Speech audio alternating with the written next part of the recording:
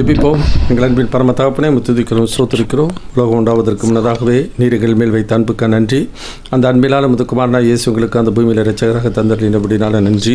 இயேசு எங்களுக்காக உன்னதத்தை விட்டு இந்த உலகத்துக்கு வந்து எங்களைப் போல மாம்சமும் இரத்தமும் உடையவராக பிறந்தபடினால நன்றி. எங்களுக்கு உதவி செய்வதற்கு அவர் தம்மை சோதிக்கப்படவும் பாடுபடவும் தம்மை கையளித்தபடினால நன்றி. கல்வாரில் எங்கள் பாவங்களையும் சாவலை ஏற்றுக்கொண்டு எங்களுக்கு ரத்தம் சிந்தி ஜீவனை கொடுத்தீர்கள், அதற்கு நன்றி அப்பா. மரணத்தை ஜெயித்து உயிர்த்தெழுந்து ஜீவனுள்ள நம்பிக்கை கொடுத்து விட்டபடினால நன்றி செலுத்தி சோத்திருக்கிறோம். அக்கிரமங்களாலும் பாவங்களாலும் மறித்து கிடந்த என்னையும் எங்களையும் கிறிஸ்துவுடன் கூட உயிர்ப்பித்து உணர்தல் உட்கார செய்தபடினால நன்றி. இருளின் அதிகாரத்திலிருந்து எங்களை விடுதலையாக்கி உத அன்பின் குமார ராஜ்யத்துக்கு உட்படுத்தினபடினால நன்றி. அந்த காலத்திலிருந்து எங்களை ஆச்சரியமான ஒளிக்கு வரவழைத்தபடினால நன்றி. இந்த பொல்லாத உலகத்திலிருந்து எங்களை விடுதலை பண்ணி பரலோக ராஜ்யத்தினுடைய குடிமக்களாய் ஆட்டுக்குட்டியான ஜீவிசத்தில் பேர் எழுதியிருக்கிறபடினால நன்றி செலுத்தி சோத்திருக்கிறோம்.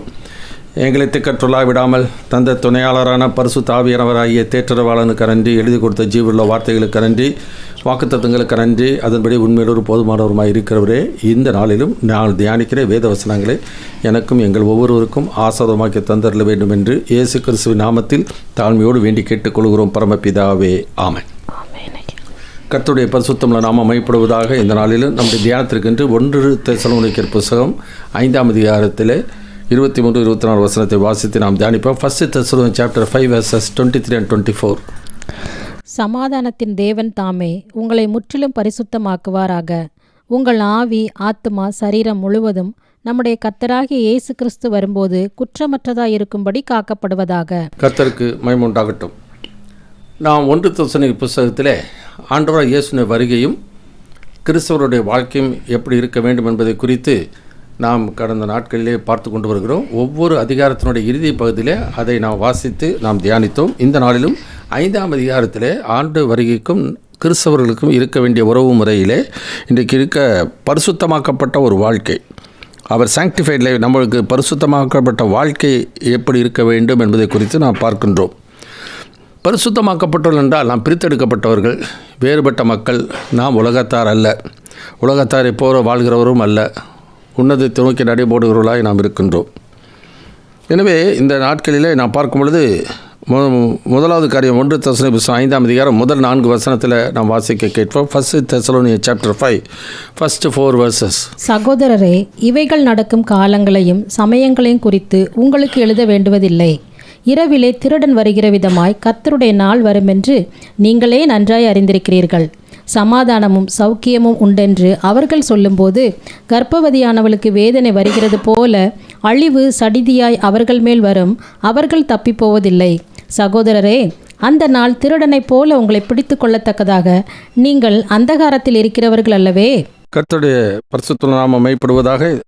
இந்த 1 தெசலோனிக்கர் 5ஆம் அதிகாரத்தில் வாசிக்கும்போது முதல் வார்த்தை வாசிக்கும்போது இவைகள் நடக்கும் காலத்தை சமயத்தையும் சொல்லும்போது எவைகளை என்று சொல்லி பார்க்கும்பொழுது 1 தெசலோனிக்கர் புத்தகம் 4ஆம் அதிகாரத்தில் கடந்த வாரத்தில் தியானித்த காரியங்கள், அதாவது ஆண்டவருடைய வருகையும் நாம் அவரோடு கூட கிறிஸ்துவுக்குள் மரித்தவர்களும் கிறிஸ்துவுக்குள் வாழ்ந்து கொண்டிருக்கிறவர்களும் மறுபடியும் கூட்டி சேர்க்கப்படுவதை குறித்து நாம் பார்த்து கொண்டு வருகிறோம். எனவே அந்த நாளும் அந்த சம்பவமும் எப்போது நடக்கும் என்பதை குறித்து நாம் பார்க்கின்றோம். அந்த முதல் காரியம் பிலீவர்ஸ் எக்ஸ்பெக்டேஷன், விசுவாசிகளுடைய எதிர்பார்ப்பு அந்த ஆண்டுடைய வருகையை குறித்தும் நாம் அவரிடத்தில் சேர்க்கப்படுவதையும் குறித்து. எனவே அந்த நாட்களிலே உலகத்தில் மனிதர்கள் எப்படி இருப்பார்கள்? பிலீவர்ஸ் எக்ஸ்பெக்டேஷன், எதிர்பார்ப்போடு கூட இருக்கும் பொழுது 2 காரியம் வாசி, failure of mankind and false hope. எந்த சூழ்நிலையிலே அவர்கள் வாழ்கிறார்கள் என்றால் மனுக்குலத்தினுடைய தவறுகளும் தவறான ஒரு நம்பிக்கையோடு கூட வாழ்ந்து கொண்டு இருக்கிற அந்த சூழ்நிலையில தான் நாம் ஆண்டவருடைய வருகையை எதிர்பார்த்து கொண்டிருக்கின்றோம். மத்தேயு 24ஆம் அதிகாரத்தில் ஆண்டவராகிய இயேசு கிறிஸ்து கூறுகிறார், நோவாவின் நாட்களில் நடந்தது போலவே மனுஷகுமாரன் வரும் காலத்தில் நடக்கும். மனிதர்கள் புசித்தும் குடித்தும் பெண் கொண்டு பெண் எடுத்தும் வெள்ளம் அனைவரையும் வாரிக்கொண்டு போக மட்டும் உணராதிருப்பார்கள். அப்படியே மனுஷகுமாரன் வரும் காலத்திலும் நடக்கும் என்று சொல்லி கூறுகிறதை பார்க்கிறோம். மத்தேயு 24ஆம் அதிகாரத்தில் அக்கிரமம் மிகுதியாகுவதனால அநேகருடைய அன்பு தணிந்து போகும். மத்தேயு 24ஆம் அதிகாரம் 25ஆம் அதிகாரம், மார்க் எழுதிய சுவிசேஷம் 13ஆம் அதிகாரம். அதுக்கு மாத்திரமல்ல, அந்த நாட்களிலே மிகுந்த உபத்திரவம். மார்க் 13:19 வாசிக்கிறோம், உலகம் உண்டானது முதல் இதுவரைக்கும் சம்பவித்திராததும் இனிமேலும் சம்பவியாததுமான உபத்திரவம் அந்த நாட்களில் உண்டாயிருக்கும் என்று சொல்லி பார்க்கிறோம். லூக்கா 17ஆம் அதிகாரத்தில் பார்க்கிறோம், லூக்கா 21ஆம் அதிகாரத்தில் பார்க்கிறோம். இன்னும் பவுல் தன்னுடைய நிருபங்களில் எல்லாம் இவைகளை குறித்து எழுதியிருக்கிறதை நாம் பார்க்கின்றோம். எனவே மனிதர்கள் நாளுக்கு நாள் அவர்கள் பின்வாங்கி போகிறார்கள். நாளுக்கு நாள் கர்த்தருக்கு விரோதமாக செயல்படுகிறார்கள். கடைசி வரைக்கும் உணர்வில்லாதவர்களாகவே ஜீவிக்கிறார்கள். இந்த படைப்பை கொண்டு படைத்த தேவன் ஒருவர் இருக்கிறார். எதற்காக படைத்தார், ஏன் படைத்தார், இந்த கடவுள் உண்மையிலே படைத்திருந்தால் இப்படி தான் மனுக்குலம் இருந்திருக்குமா, ஏன் இப்படி இருக்கிறது என்று யாரும் சிந்திக்கிறது இல்லை. ஏன்னா தேவன் தன்னுடைய படைப்பை கொண்டே தன்னை யார் என்று அவர் வெளிப்படுத்தி இருக்கிறார். ஆனால் மனிதனுக்கோ அந்த தெய்வத்தை அறிந்து கொள்வதற்கு அவர் விருப்பம் இல்லாதவர். தங்களுடைய விருப்பம் போல, மனம் விரும்பினது போல மாம்சம் மனசு விருப்பங்களை செய்து சுவாபத்தின்படி கோபாக்கினின் பிள்ளைகளாக அந்த நாட்களில் வாழ்ந்தது போல இந்த நாட்களிலும் வாழ்கிறது என பார்க்கிறோம். அது 2 தீமோத்தேயு 3:1-5 1ஆம் அதிகார வசனத்திலிருந்து 5வது வசனம் வரைக்கும் கடைசி நாட்களிலே கட்டுப்படுத்த முடியாத காலங்கள் வரும் என்று சொல்லி பார்க்கிறோம். ஒவ்வொரு மனிதனுடைய அந்த குணாதிசயங்களை எல்லாம் பார்த்தீங்கன்னா சீர்கெட்டு போய் இருக்கிற ஒரு நிலைமை தான் காணப்படும். இந்த மாதிரி நாட்களிலே சபைகளில் என்ன பண்ணுவாங்கனாக்கா ஒரு நம்பிக்கையை கொடுப்பாங்க. அதாவது ஒரு உற்சாகத்தை மூட்டக்கூடிய ஒரு நம்பிக்கையை கொடுப்பாங்க. அது எந்த விதத்திலெல்லாம் இருக்கும் என்றால், உதாரணத்துக்கு 1 தீமோத்தேயு புத்தகம் 4ஆம் அதிகாரம் முதல் 3 வசனத்தை வாசிக்க கேட்போம். 1 தீமோத்தேயு chapter 4 verses 1-3. ஆகிலும் ஆவியானவர் வெளிப்படையாய் சொல்லுகிறபடி பிற்காலங்களிலே மனசாட்சியில் சூடுண்ட பொய்யருடைய மாயத்தினாலே சிலர் வஞ்சிக்கிற ஆவிகளுக்கும் பிசாசுகளின் உபதேசங்களுக்கும் செவி கொடுத்து விசுவாசத்தை விட்டு விலகிப் போவார்கள். விவாகம் பண்ணாதிருக்கவும் விசுவாசிகளும் சத்தியத்தை அறிந்தவர்களும் ஸ்தோத்திரத்தோடே அனுபவிக்கும்படி தேவன் படைத்த போஜன பதார்த்தங்களை விலக்கவும் வேண்டுமென்று அந்த பொய்யர் கட்டளையிடுவார்கள். இந்த கடைசி நாட்களிலே வஞ்சிக்கிற ஆவிகளுக்கும் பிசாசின் உபதேசங்களுக்கு செவி கொடுப்பார்கள். இன்னும் 2 தீமோத்தேயு புத்தகத்தில் 4ஆம் அதிகாரத்தில் வாசிக்கும் பொழுது முதல் 3 வசனத்தை வாசிக்கிறோம். 2 தீமோத்தேயு chapter 4 first 3 verses. நான் தேவனுக்கு முன்பாகவும் உயிரோடு இருக்கிறவர்களையும் மரித்தவர்களையும் நியாயம் தீர்க்கப் போகிற கர்த்தராகிய இயேசு கிறிஸ்துவுக்கு முன்பாகவும் அவருடைய பிரசன்னமாகுதலையும் அவருடைய ராஜ்யத்தையும் சாட்சியாக வைத்து கட்டளையிடுகிறதாவது, சமயம் வாய்த்தாலும் வாய்க்காவிட்டாலும் ஜாக்கிரதையாய் திருவசனத்தை பிரசங்கம் பண்ணு. எல்லா நீடிய சாந்தத்தோடும் உபதேசத்தோடும் கண்டனம் பண்ணி கடிந்து கொண்டு புத்தி சொல்லு. ஏனென்றால் அவர்கள் ஆரோக்கியமான உபதேசத்தை பொறுக்க மனதில்லாமல் செவித்தின உள்ளவர்களாகி தங்கள் சுய இச்சைகளுக்கேற்ற போதகர்களை தங்களுக்கு திரளாக சேர்த்து கொண்டு சத்தியத்துக்கு செவியை விலக்கி கட்டுக்கதைகளுக்கு சாய்ந்து போகும் காலம் வரும். எனவே இந்த கடைசி நாட்களிலே சத்தியத்தை விட்டு விலகி போகக்கூடிய ஒரு காரியம். இன்னும் 2 தெசலோனிக்கேயர் 2ஆம் அதிகாரத்தில் வாசிக்கிறோம். விசுவாச துரோகம் முந்தி நேரிடும் என்று சொல்லி வேதத்தில் அநேக வசனங்களை ஆண்டவராய் இயேசு கிறிஸ்து தன்னுடைய வருகைக்கு முன்னதாக கள்ள அப்போஸ்தலர்கள், கபடமுள்ள விளையாட்கள் இந்த கடைசி நாட்களில் அவர் தோன்றுவார்கள். இதெல்லாம் நிருபங்களில் 2 பேதுரு 2ஆம் அதிகாரத்தில் முதல் 3 வசனத்தில் வாசிக்கும்போது கள்ள தீர்க்கதரிசிகள் ஜனங்களுக்குள்ளே இருந்தார்கள், அப்படியே உங்களுக்குள்ளும் கள்ள போதர்கள் இருப்பார்கள். அவர்கள் கேட்டுக்கு ஏதுவான வேத புரட்டுகளை தந்திரமாய் நுழைய பண்ணி தங்களுக்கு கிரியத்திற்கொண்ட ஆண்டவரை மறுதலித்து தங்களுக்கு தீவிரமான அழிவை வருவித்துக் கொள்வார்கள். அவருடைய கெட்ட நடக்கையை அநேகர் பின்பற்றுவார்கள். இதுதான் இன்றைக்கு கிறிஸ்துவ மார்க்கத்திலே தவறான ஒரு நம்பிக்கையை ஊட்டுகிறது. பழைய ஏற்பாட்டு வாக்குத்த இஸ்ரவேலுக்கு கொடுத்த வாக்குத்தத்தங்களை எல்லாம் புதிய ஏற்பாட்டில் இருக்கிற விசுவாசிகளுக்கு வாக்குத்தத்தமாக இன்றைக்கு சொல்லி அவர்களை உற்சாகப்படுத்தி அவர்களை ஆண்டவருக்குள் நிலைநிறுத்த முயற்சிக்கிறார்கள். ஆனால் முடியவே முடியாது. ஆண்டவர் சொல்லியிருக்கிறார், என்ன இல்லாமல் உங்களாலே ஒன்று செய்யக்கூடாது. ஏன்னா அந்த வாக்குத்தத்தத்துக்கு சொந்தக்காரர்களாகிய இஸ்ரவேலுடைய நிலைமை என்ன ஆயிற்று என்பதை நாம் சீர்தூக்கி பார்க்கணும். 1 கொரிந்தியர் 10:11 வாசிக்கிறோம். இவைகளெல்லாம் திருசாந்தங்களாக அவர்களுக்கு சம்பவித்தது உலகத்தின் முடிவு காலத்தில் நமக்கு எச்சரிப்பு உண்டாகும்படி எழுதப்பட்டிருக்கிறது என்று சொல்லி நாம் பார்க்கின்றோம். எனவே ஃபெயிலியர் ஆஃப் மேன்கைண்ட், மனிதன் சீர்கெட்டு போகின்றான். உண்மையான சமாதானம் இல்லை, போலியான ஒரு சமாதானத்தை நம்பி நாடி கொண்டு போகிறான். அதை வாசிக்கிறோம். எபிரேயருக்கு நிருபம், இது ரோமருக்கு நிருபம் 13ஆம் அதிகாரம் 11ஆம் வசனத்தை வாசிக்க கேட்போம். ரோமருக்கு நிருபம் 13ஆம் அதிகாரம் 11ஆம் வசனத்தை வாசிக்க கேட்போம். Roman chapter 13 verse 11 onwards. நித்திரையை விட்டு எழுந்திருக்கத்தக்க வேலை ஆயிற்றென்று நாம் காலத்தை அறிந்தவர்களாய் இப்படி நடக்க வேண்டும். நாம் விசுவாசிகளான போது ரட்சிப்பு சமீபமாய் இருந்ததை பார்க்கிலும் இப்பொழுது அது நமக்கு அதிக சமீபமாய் இருக்கிறது. இரவு சென்று போயிற்று, பகல் சமீபமாயிற்று. ஆகையால் அந்தகாரத்தின் கிரியைகளை நாம் தள்ளிவிட்டு ஒளியின் ஆயுதங்களை தரித்து கொள்ள கடவோம். களியாட்டும் வெறியும் வேசித்தனமும் காம விகாரமும் வாக்குவாதமும் பொறாமையும் உள்ளவர்களாய் நடவாமல் பகலிலே நடக்கிறவர்களைப் போல சீராய் நடக்க கடவோம். துர் இச்சைகளுக்கு இடமாக உடலை பேணாமலிருந்து கர்த்தராகிய இயேசு கிறிஸ்துவை தரித்து கொள்ளுங்கள். கர்த்தருக்கு சோத்திரம். எனவே இந்த உலகத்தார் செய்கிறது போல விசுவாச மக்கள் ஒருபோது செய்துவிடக்கூடாது. ஆனால் என்ன பண்ணாங்க, உலகத்தாரை போல இருக்கின்ற காரியங்களை தான் விசுவாசிகளுக்கு வாக்குத்தத்தமாக கீழாகாமல் மேலாவாய் வாளாகாமல் தலையாவாய் என்று சொல்லி அவர்கள் வாழ்க்கையிலே கர்த்தர் நம்மை சுகபோகமாய் திருப்பார். கடைசி நாட்களிலே ஆண்டவர் நம்மை உயர்த்துவார், நம்மை ஆசீர்வதிப்பார். பெரிய பெரிய பணக்காரர்களாக உயர்ந்த பதவியில் கொண்டு போய் சேர்ப்பார் என்று சொல்லி ஒரு தவறான ஒரு நம்பிக்கையை விசுவாசிகளுக்கு இன்றைக்கு ஊட்டுகிறதை நாம் பார்க்கிறோம். இது 2000 ஆண்டுகளுக்கு முன்னதாகவே ஆவியானவர் எழுதி வைத்து விட்டார். ஆனால் ஆண்டோடைய வருகையை எதிர்பார்த்து கொண்டு இருக்கிற மனிதன், விசுவாசிகள் என்ன பண்ணணுமா, ஆண்டோடைய வார்த்தையின் மேலே நம்பிக்கை வைத்து நம்முடைய வாழ்க்கையில் அந்த ஆண்டோடைய வருகையை எதிர்பார்த்து கொண்டு இருக்கணும். ஏன்னா தேவன் நமக்கு வாக்கு பண்ணினது நித்திய ஜீவன்.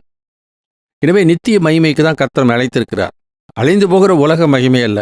மாம்சமெல்லாம் புல்லை போலவும் மனுஷனுடைய மகிமையெல்லாம் புல்லின் பூவை போல இருக்கிறது. புல் உலர்ந்தது, பூவும் உதிர்ந்தது. கர்த்தருடைய வசனமோ என்றென்றைக்கு நிலைத்திருக்கும். உங்களுக்கு சுவிசேஷமாக அறிவிக்கிற வசனம் இதுவே என்று சொல்லி 1 பேதுரு 1:24-25 வசனங்களிலே நாம் பார்க்கின்றோம். எனவே ஒரு தவறான ஒரு நம்பிக்கையை இன்றைக்கு விசுவாசிகளுக்கு உற்சாகமூட்டுவதற்காக அவர்கள் இந்த மாதிரி வார்த்தைகளை வாக்குத்தத்தங்களை கொடுக்கிறதை பார்க்கிறோம். ஆனால் வெள்ளம் கொண்டு போகும் மட்டும் உணராதிருப்பார்கள் என்று ஆண்டவர் எச்சரிப்பாக சொல்கிறார். எனவே பிலீவர்ஸ் எக்ஸ்பெக்டேஷன், எதிர்பார்ப்பு தவறான ஒரு நம்பிக்கையா அல்லது சரியான ஒரு எதிர்பார்ப்பா? அதான் வேதத்தில் வாசிக்கும்போது இனி வரும் 1 தெசலோனிக்கர் 1:10 வாசிக்கிறோம். இனி வரும் கோபாக்கினை நின்று நீங்களாக்கி ரட்சிக்கிறவருமாயிருக்கிற இயேசு கிறிஸ்து பரலோகத்திலிருந்து வருவதை நீங்கள் எதிர்பார்த்து கொண்டிருக்கிறதை அவர்கள் அறிவிக்கிறார். உலகத்தார் சொல்றாங்களா, இந்த தெசலோனிக்க சபை விசுவாசிகள் ஆண்டவருடைய வருகையை எதிர்பார்த்து கொண்டிருக்கிறார்கள் என்று அவர்கள் சாட்சி சொல்கிற அளவுக்கு அவர்கள் இருந்தார்களாம். அந்த விதமாக தான் அந்த கடைசி நாட்களிலே ஆண்டவருடைய வருகையை எதிர்பார்த்து கொண்டிருக்கலாய் நாம் வாழ வேண்டியது அவசியம். Believers expectation. 2வது காரியம் வாசிக்கும்போது 5வது வசனத்திலிருந்து 11வது வசனம் வரைக்கும் வாசிக்க கேட்போம். நீங்கள் எல்லாரும் வெளிச்சத்தின் பிள்ளைகளும் பகலின் பிள்ளைகளுமாய் இருக்கிறீர்கள். நாம் இரவுக்கும் இருளுக்கும் உள்ளானவர்கள் அல்லவே. ஆகையால் மற்றவர்கள் தூங்குகிறது போல நாம் தூங்காமல் விழித்துக்கொண்டு தெளிந்தவர்களாய் இருக்க கடவோம். தூங்குகிறவர்கள் ராத்திரியிலே தூங்குவார்கள், வெறி கொள்ளுகிறவர்கள் ராத்திரியிலே வெறி கொள்ளுவார்கள். பகலுக்குரியவர்களாகிய நாமோ தெளிந்தவர்களாயிருந்து விசுவாசம், அன்பு என்னும் மார்க்கவசத்தையும் இரட்சிப்பின் நம்பிக்கை என்னும் தலைச்சீராவையும் தரித்து கொண்டிருக்க கடவோம்.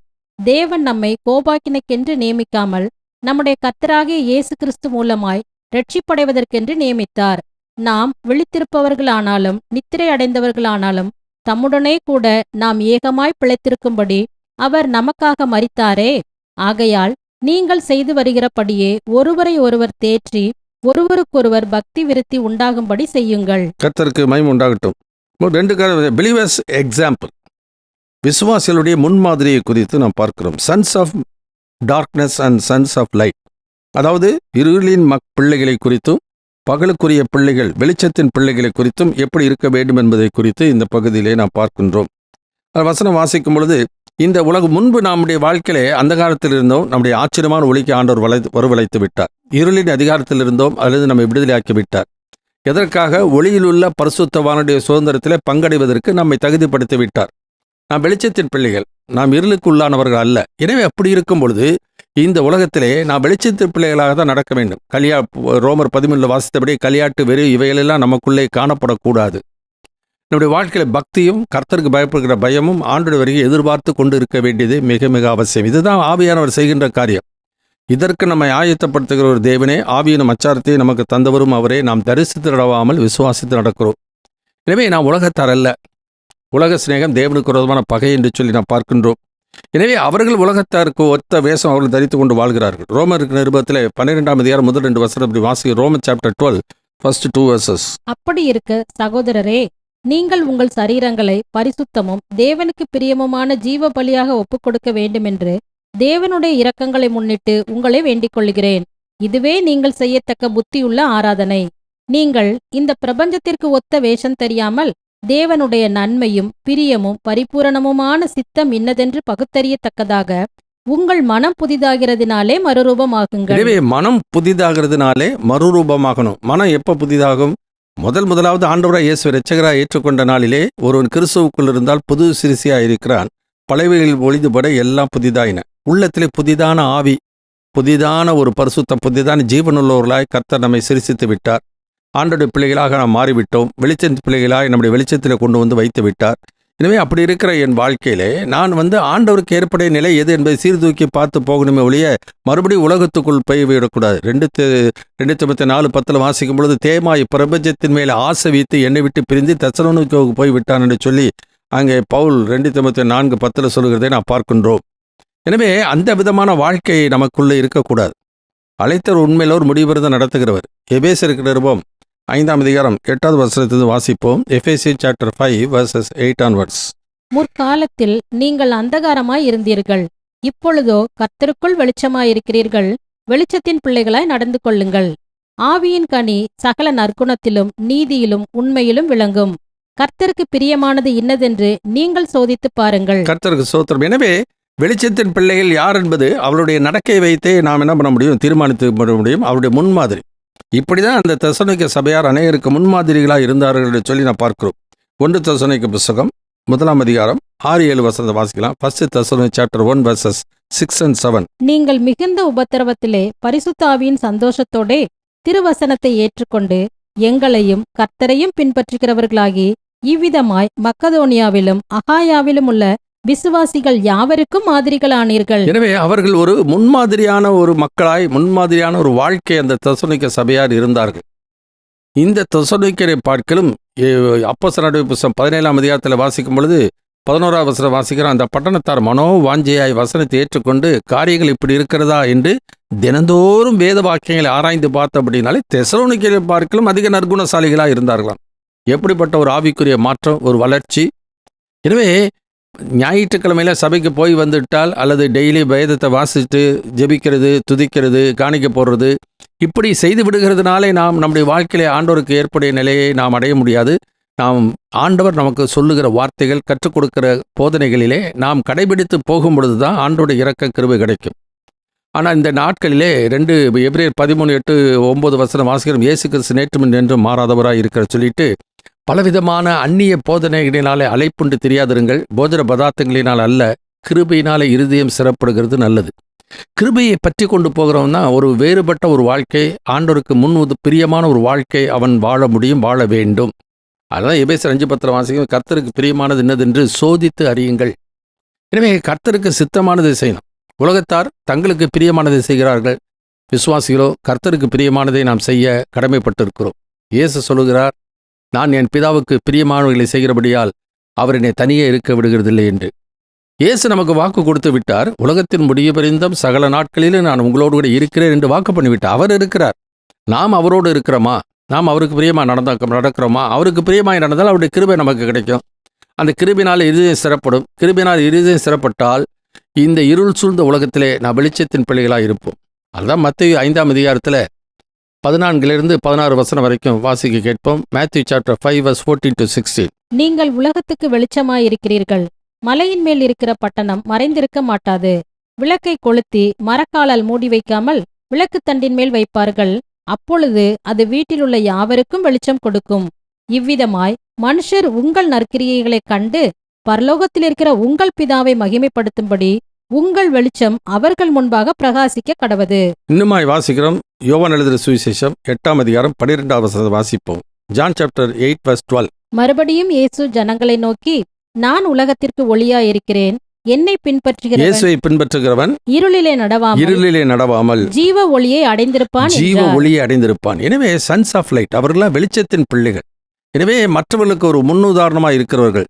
அதிலே நாம் அப்படி நடப்பதற்கு ஆண்டவரை நோக்கி பார்க்க வேண்டியது அவசியம். அவருடைய வார்த்தைகளை நாம் தியானிக்க வேண்டியது அவசியம். தியானித்த வேத வாக்கியங்களை நம்முடைய வாழ்க்கையை அபியாசப்படுத்த வேண்டியது அவசியம். ஏன்னா நம்முடைய வேத வசனம் என் கால்களுக்கு தீபமும் என் பாதைக்கு வெளிச்சமாக இருக்கிறது என்று சொல்லி சங்கீத புஸ்தகத்திலே நாம் பார்க்கின்றோம்.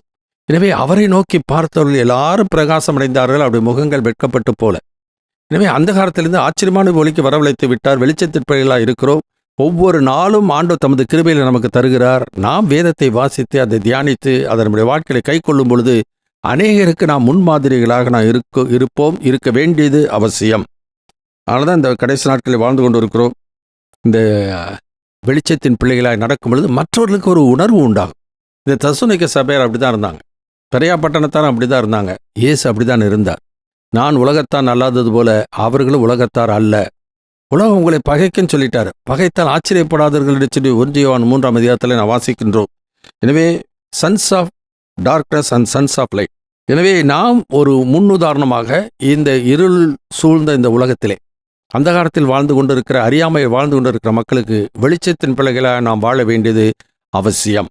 எப்படி இருளில் இருக்கிற மக்கள் வெளிச்சத்தை கண்டார்கள், மரண திசை இருக்கிற மக்கள் வெளிச்சம் உதித்தது என்று சொல்லி லூக்கா 1 அதிகாரத்தில் வாசிக்கிறது போல இந்த நாட்களிலே ஆண்டவருடைய பண்புகளை, ஆண்டவருடைய சத்தியத்தை இந்த உலகத்தில் அறிவிக்கிற வெளிச்சத்தின் பிள்ளைகளாக நாம் இருக்க வேண்டியது அவசியம். பிலீவர்ஸ் எக்ஸாம்பிள், விசுவாச முன்மாதிரி குறித்து நாம் பார்க்கிறோம். மூன்றாவது காரியம் 5ஆம் அதிகாரம் 11 வாசிப்போம், 11 15 வரைக்கும். ஆகையால் நீங்கள் செய்து வருகிறபடியே ஒருவரை ஒருவர் தேற்றி ஒருவருக்கொருவர் பக்தி விருத்தி உண்டாகும்படி செய்யுங்கள். அன்றியும் சகோதரரே, உங்களுக்குள்ளே பிரயாசப்பட்டு கர்த்தருக்குள் உங்களை விசாரணை செய்கிறவர்களாயிருந்து உங்களுக்கு புத்தி சொல்லுகிறவர்களை நீங்கள் மதித்து அவர்களுடைய கிரியை நிமித்தம் அவர்களை மிகவும் அன்பாய் எண்ணிக்கொள்ளும்படி உங்களை வேண்டிக் கொள்ளுகிறோம். உங்களுக்குள்ளே சமாதானமாய் இருங்கள். மேலும் சகோதரரே, நாங்கள் உங்களுக்கு போதிக்கிறது என்னவென்றால், ஒழுங்கில்லாதவர்களுக்கு புத்தி சொல்லுங்கள், திடனற்றவர்களை தேற்றுங்கள், பலவீனரை தாங்குங்கள், எல்லாரிடத்திலும் நீடிய சாந்தமாயிருங்கள். ஒருவனும் மற்றொருவன் செய்யும் தீமைக்கு தீமை செய்யாதபடி பாருங்கள். உங்களுக்குள்ளும் மற்ற யாவருக்குள்ளும் எப்பொழுதும் நன்மை செய்ய நாடுங்கள். கர்த்தருக்கு ஸ்தோத்திரம். மூன்றாவது காரியம் வாசிக்கிறது பிலீவர்ஸ் ரிலேஷன்ஷிப். விசுவாசிகளுடைய ஒரு உறவு எப்படிப்பட்டதா இருக்க வேண்டும் என்று சொல்லி நாம் பார்க்கின்றோம். இந்த தெசலோனிக்கேயர் நிருபத்தில் பவுல் எழுதும் பொழுது எழுதுகிறார். 1 தெசலோனிக்கேயர் புத்தகம் 2ஆம் அதிகாரத்தில் 7-8 வசனத்தில் பவுலுக்கும் அந்த விசுவாசிகள் இருக்கிற உறவு எப்படி இருந்தது என்று சொல்லி அங்கே நான் பார்க்கின்றோம். 1 தெசலோனிக்கேயர் 2ஆம் அதிகாரம் 7-8 வசனம். உங்களிடத்தில் பட்சமாய் நடந்து கொண்டோம். பால் கொடுக்கிற தாயானவள் தன் பிள்ளைகளை காப்பாற்றுகிறது போல நாங்கள் உங்கள் மேல் வாஞ்சையாயிருந்து தேவனுடைய சுவிசேஷத்தை உங்களுக்கு கொடுத்ததுமல்லாமல் நீங்கள் எங்களுக்கு பிரியமானவர்கள் ஆனபடியினாலே எங்கள் ஜீவனையும் உங்களுக்கு கொடுக்க மனதாயிருந்தோம். 12வது வசனம். தகப்பன் தன் பிள்ளைகளுக்கு சொல்லுகிறது போல நாங்கள் உங்களில் ஒவ்வொருவனுக்கும் புத்தியும் தேறுதலும் எச்சரிப்பும் சொன்னதை அறிந்திருக்கிறீர்கள். 17வது வசனம். சகோதரரே, நாங்கள் இருதயத்தின்படி உங்களோடிருந்து சரீரத்தின்படி கொஞ்ச காலம் உங்களை விட்டு பிரிந்திருந்தபடியினாலே உங்கள் முகத்தை பார்க்க வேண்டும் என்று மிகுந்த ஆசையோடே அதிகமாய் பிரயத்தனம் பண்ணினோம். வாசிக்கிறோம், மிகுந்த ஆசைகளாக இருந்தோம், வாஞ்சையாக இருந்தோம். எப்போ அவர்களை போய் பார்ப்போம், எப்போ அவர்களை சந்திப்போம் என்கிற அந்த வாஞ்சை விருப்பமும் அவர்களுக்குள்ளே இருந்தது. ஏன்னாக்கா முன்பு நாம் நம்முடைய மனசு விரும்பினை நம்முடைய உலக பிரகாரமான உறவுகளுக்கு நாம் முக்கியத்துவம் கொடுத்தோம். இப்பொழுது நமக்கு கிடைத்திருக்கிற உறவோ உன்னத உறவு, அது நித்திய உறவு. அதெல்லாம் இயேசு சொல்லும்போது சொல்கிறார், என்னிலும் அதிகமாக தாயாவது தந்தையாவது மனைவியாவது பிள்ளையாவது வீட்டையாவது நிலத்தையாவது நேசிக்கிறவன் எனக்கு சீஷனாக இருக்க மாட்டான். இவைகள் இருக்கலாம், ஆனால் அதைவிட நாம் தேவனுடைய அன்பினால் நிறைந்தவர்கள், பரிசுத்தான அபிஷேகத்தை பெற்றவர்கள். வேதத்தில் வாசிக்கும் பொழுது இயேசு கிறிஸ்துவை குறித்து அப்போஸ்தலர் 18:10-38 வாசிக்கும் பொழுது, நசரேயனாகிய இயேசுவை தேவன் பரிசுத்தாவினாலும் வல்லமையினாலும் அபிஷேகம் பண்ணினபடினாலே நன்மை செய்கிறவராகவே சுற்றித் திரிந்தார். எனவே விசுவாசிகள் எல்லாரும் ஒரு காலத்தில் யாராவது நமக்கு நன்மை செய்ய மாட்டாங்களான்னு எதிர்பார்ப்பாங்க. ஆனால் இப்போ அப்படி இல்லை. இப்போ மற்றவர்களுக்கு நன்மை செய்கிறவர்களாக இருக்க வேண்டியது அவசியம். பொதுவாக விசுவாசிகள் என்ன பண்ணுறாங்க, மற்றவர்கள் நமக்கு அன்பு கூறுவாங்களான்னு எதிர்பார்க்குறாங்க. அப்படி இல்லை, நாம் மற்றவர்களுக்கு அன்பு கூற வேண்டியது அவசியம். அந்த அன்பு தான் தெய்வத்தினுடைய பண்பு. அந்த பண்புள்ளவர்களாக நாம் வாழ வேண்டியது அவசியம். நாம் அவரிடத்தில் அன்பு கூர்ந்ததினால் அல்ல, அவர் நம்மிடத்தில் முந்தி அன்பு கூர்ந்தார் என்று சொல்லி நாம் பார்க்கிறோம். அதனாலே 2 எஸ்டீம் த லீடர்ஸ். இவ்விதமாய் நம்மை சத்தியத்தில் நடத்துகிற அந்த தலைவர்களுக்கு மதியுங்கள். எனவே சபை தலைவர்களை மதியுங்கள். 2வது எக்ஸாட் ஒன் another. ஒருவரை ஒருவர் என்ன பண்ணுங்க, உற்சாகப்படுத்துங்கள், ஒருவரை தாங்குங்கள். ஏன்னா நாம் பலமுள்ளவர்கள், நான் அபிஷேகம் பெற்றவன் ஆவியிலே நிறைந்தவன் என்று சொன்னால் பலமுள்ளவர்களாகிய நாம் நமக்கே பிரியமாய் நடவாமல் உம்மை நிந்திக்கிறவருடைய நிந்தனை என்மேல் விழுந்தது என்று சொல்லத்தக்கதாக நடந்தார் என்று சொல்லி வேதத்திலே இயேசு கிறிஸ்துவை குறித்து பவுல் சொல்கிறார் ரோமர் நிருபத்திலே. எனவே நம்மை நடத்துகிறவர்கள் அது வசனத்தோடு அல்ல, வருத்தத்தோடு அல்ல, உற்சாகமாய் செய்ய வேண்டியது அவசியம். எனவே அவர்களை நாம் மதிக்க வேண்டியது, கனம் பண்ண வேண்டியது அவசியம். ஆண்டுடைய பலத்த கரத்துக்குள்ளே அடங்கி இருக்க வேண்டியது அவசியம். நம்முடைய வாழ்க்கையில் முந்தி கொண்டு போகிறது ஒருபோது இருக்கவே கூடாது. ஏற்ற காலத்தில் அவர் நம்ம உயர்த்தும்படிக்கு பலத்த கரத்துக்குள்ளே அடங்கியிருங்கள். இன்றைக்கு அந்த இதெல்லாம் கிடையாது. இன்றைக்கு யாரெல்லாம் இன்றைக்கு விரும்புகிறார்களோ சத்தியத்தை சொல்லுகிறது நல்லது, ஆத்துமாக்களை ஆதாயம் செய்கிறது நல்லது. ஆனால் ஆத்மா ஆதாயம் செய்கிறதை விட அநேக ஊழியங்களிலே போய் பிரசங்கம் பண்ணுறதுல தான் விரும்புகிறார்கள் ஒழிய மற்றவர்களுக்கு உலக பிரகாரமாக சரீரப்பிரகாரமான ஒரு நன்மைகளை செய்வதற்கு யார் ஆயத்தமுள்ளவர்களாக இருக்கிறார்கள்? பவுல் அவிதமாய் ஒரு தாயைப் போல, ஒரு தகப்பனைப் போல பலவீனமுள்ளவர்களுக்காக ஒரு பலம் கொடுக்கிறவர்களாய், உற்சாகப்படுத்துவர்களாய். ஏன்னாக்கா 2 கொரிந்தியர் புஸ்தகம் 1ஆம் அதிகாரம் 3வது வசனத்திலிருந்து இப்படி வாசிக்கிறோம். 2 கொரிந்தியர் சாப்டர் 1 verse 3 onwards. நமது கர்த்தராகிய இயேசு கிறிஸ்துவின் பிதாவாகிய தேவனும் இரக்கங்களின் பிதாவும் சகலவிதமான ஆறுதலின் தேவனுமாயிருக்கிறவருக்கு ஸ்தோத்திரம். தேவனால் எங்களுக்கு அருளப்படுகிற ஆறுதலினாலே எந்த உபத்திரவத்திலாகிலும் அகப்படுகிறவர்களுக்கு நாங்கள் ஆறுதல் செய்ய திராணி உள்ளவர்களாகும்படி எங்களுக்கு வரும் சகல உபத்திரவங்களிலேயும் அவரே எங்களுக்கு ஆறுதல் செய்கிறவர். அப்ப நமக்கு வரும் பாடுகளிலே ஆண்டவர் நமக்கு ஆறுதல் செய்கிறார், பலவீனத்திலே பலன் கொடுக்கிறார். அதோடு நின்று விடல. பவுல் தொடர்ந்து சொல்லுகிறார், எப்படியெனில் கிறிஸ்துவினுடைய பாடுகள் எங்களிடத்தில் பெருகுகிறது போல கிறிஸ்துவினாலே எங்களுக்கு ஆறுதலும் பெருகுகிறது. ஆதலால் நாங்கள் உபத்திரவப்பட்டாலும் அது உங்கள் ஆறுதலுக்கும் ரட்சிப்புக்கும் ஏதுவாகும். அப்ப பவுல் தான் பாடுபடுகிறது, தான் உபத்திரப்படுகிறது விசுவாசிகளுடைய ஆறுதலுக்காக இருக்கும், விசுவாசிகளுடைய நன்மைகளுக்காக இருக்கும் என்று சொல்கிறார். தொடர்ந்து வாசிப்போம். நாங்கள் ஆறுதல் அடைந்தாலும் அதுவும் உங்கள் ஆறுதலுக்கும் ரட்சிப்புக்கும் ஏதுவாகும். எனவே இவர்கள் நாங்களே பிரச்சனையில் இருக்கோம், நாங்களே போராட்டங்களில் இருக்கோம், இதுல நீ வேறையாப்பா அப்படி சொல்லி சலித்துக் கொள்ளுகிற ஒரு வாழ்க்கை ஒரு ஊழியருக்கு, உண்மையான ஊழியனுக்கு இருக்கக்கூடாது, இருக்க முடியாது. இருந்தாலும் தேவன் அவர்களுக்கு என்ன பண்ணுவாராம்? ஆறுதலை பெருக செய்வார். ஏன் ஆறுதலை தேவன் பெருக செய்கிறார்? எதற்கு கிருபையை கொடுக்கிறார்? மற்றவர்களுக்கு ஆறுதல் செய்ய திராணி உள்ளவர்களாக வேண்டும். எனவே நாம் வெளிச்சத்தின் பிள்ளைகளாக நம்முடைய வாழ்க்கையில் நாம் நடந்து கொண்டு போனோமானால் ஆவியானவர் தமது கிருபையை அருளி அவர் நம்மை உள்ளான மனிதனிலே வல்லமையை பலப்பட செய்வார். அந்த அன்பிலே வேரூன்றி நிலை பெற்று இருப்பார்கள். சகல பரிசுத்தவான்களோடு கூட அவர் என்ன பண்ணுவாங்க? கிறிஸ்துவுடைய அன்பின் அகலம் நீள ஆழ உயரம் அறிவு கெட்டாத அந்த அன்பை அறிந்து கொள்ளுவார்கள். அந்த அன்பிலே நிலைத்திருப்பார்கள்.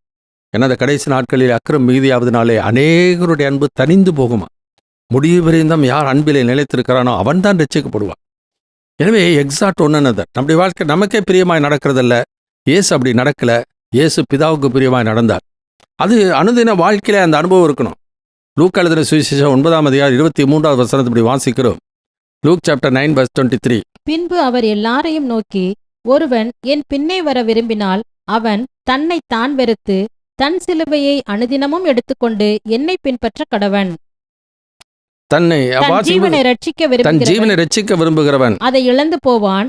என் நிமித்தமாக தன் ஜீவனை இழந்து போகிறவன் அதை ரட்சித்துக் கொள்ளுவான். அதனால என் வாழ்க்கையை ஆண்டவர் கையில் ஒப்பு கொடுத்து இந்த வாழ்க்கை எனக்காக அல்ல, ஆண்டவருக்காகவும் மற்றவர்களுக்காகவும் இருக்க வேண்டும் என்கிற எண்ணம் அந்த ஆதி திருச்சபையிலே வாழ்ந்த அந்த அப்போஸ்தலருக்கு இருந்தது.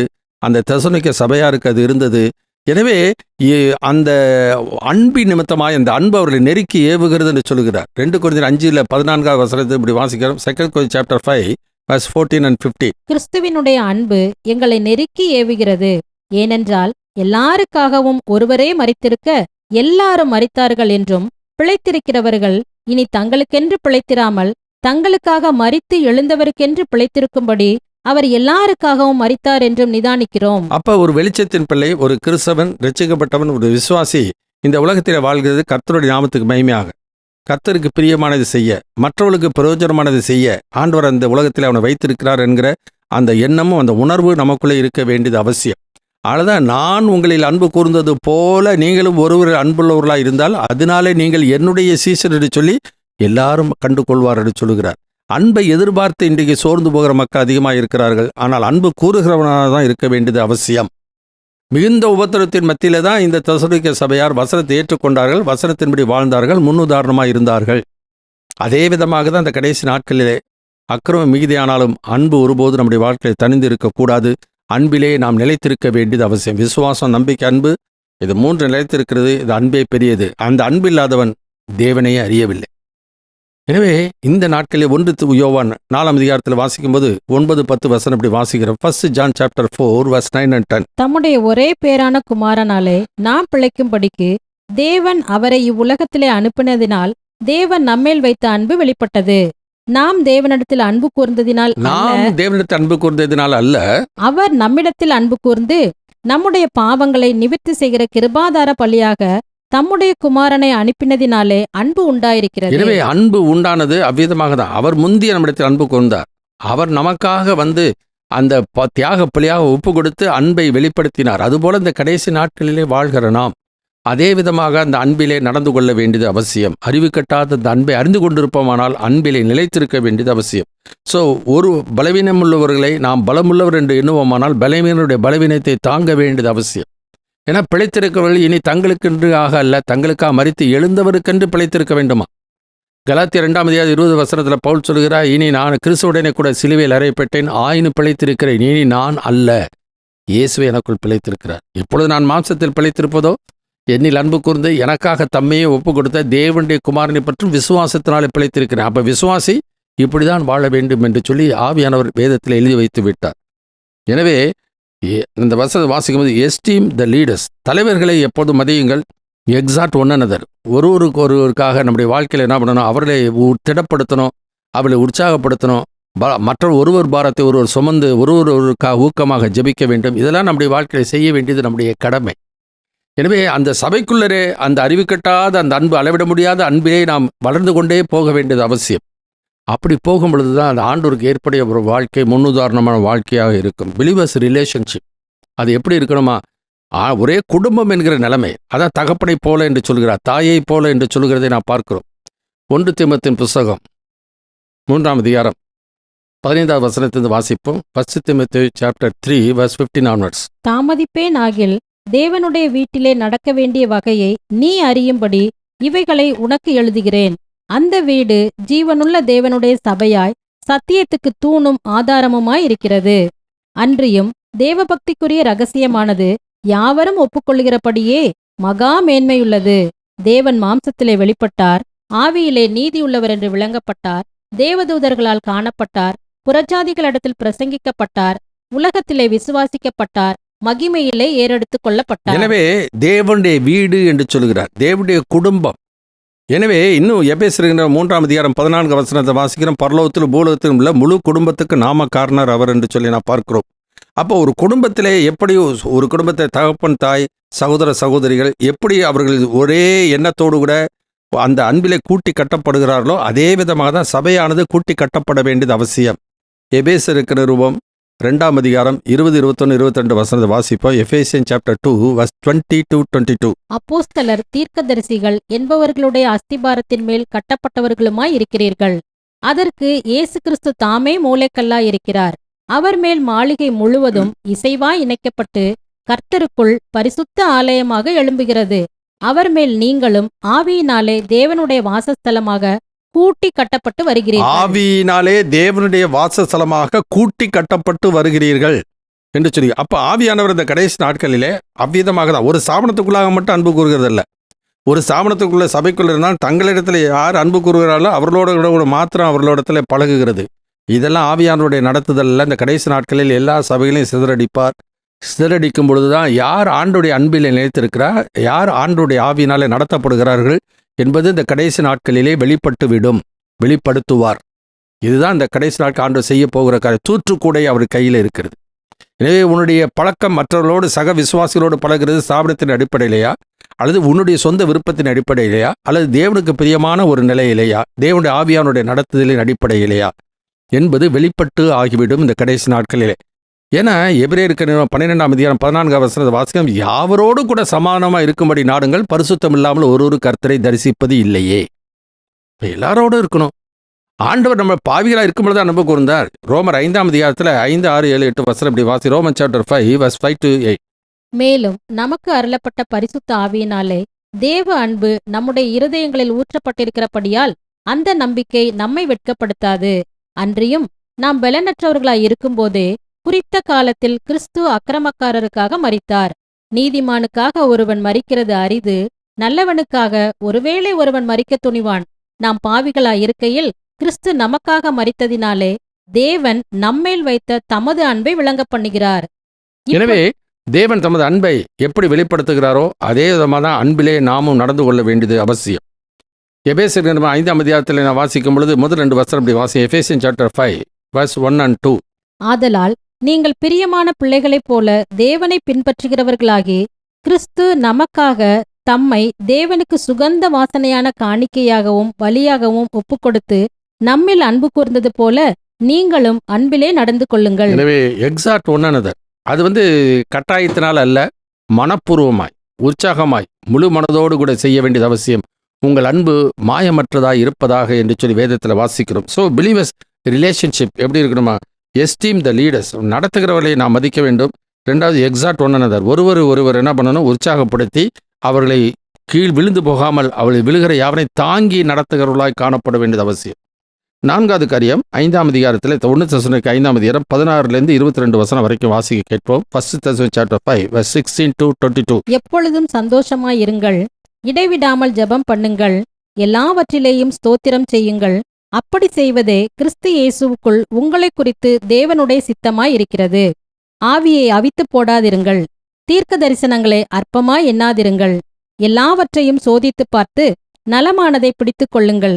பொல்லாங்காய் தோன்றுகிற எல்லாவற்றையும் விட்டு விலகுங்கள். கர்த்தருக்கு சோத்திரம். பிலீவர்ஸ் ரெசல்யூஷன், அதாவது விசுவாசிகளுடைய ஒரு தீர்மானம், உறுதியான ஒரு தீர்மானமான ஒரு நிலையில இருக்க வேண்டிய அவசியம். இருமனம் உள்ளவன் தன் வழிகளெல்லாம் நிலையற்றவனா இருக்கிறான். நான் அப்படி இருக்கக்கூடாது. ஒரு உறுதியான நிலைப்பாடு நமக்குள்ளே காணப்பட வேண்டியது அவசியம். பவுல் சொல்லுகிறார், நான் நிச்சயம் இல்லாதவனாக நான் ஓடேன், ஆகாயத்தை அடிக்கிறவனாக சிலம்பம்பல்லேன் என்று சொல்கிறார். எனவே இப்படிப்பட்ட சூழ்நிலைகளிலே இந்த உலகத்தின் மக்கள் இப்படி இருக்கிறார்கள். இந்த கடைசி நாட்களில் தவறான நம்பிக்கையோடு வாழ்கிற விசுவாசிகள் இருக்கிறார்கள். ஊழியர்களும் அவ்விதமான தவறான ஒரு உற்சாகத்தை ஒட்டி அவர்களுக்கு தவறான ஒரு வாக்குத்தத்தங்களை இன்றைக்கு சொல்லிக் கொடுத்து கொண்டு அவர்கள் வாழ்ந்து கொண்டிருக்க இந்த நாட்களிலே நம்முடைய ரெஸ்பான்ஸ் அண்ட் அவர் ரெஸ்பான்சிபிலிட்டி, நமது பதிர் செயலும் நம்முடைய பொறுப்பையும் குறித்து இதில் காரியத்தில் நான் வாசிக்கின்றோம். அந்த வசனத்தில் வாசிக்கும் பொழுது நம்முடைய வசனம் மறுபடியும் அந்த வாசிக்கலாம். 16 வசனம் வாசிப்போம். எப்பொழுதும் சந்தோஷமாய் எப்போது என்ன வருங்க? சந்தோஷமாயிருங்கள். இப்போ இந்த சந்தோஷம் எதிலே நமக்கு அந்த சந்தோஷம் இருக்கிறது? பரிசுத்தாவின் சந்தோஷத்தை குறித்து வாசிக்கிறோம்.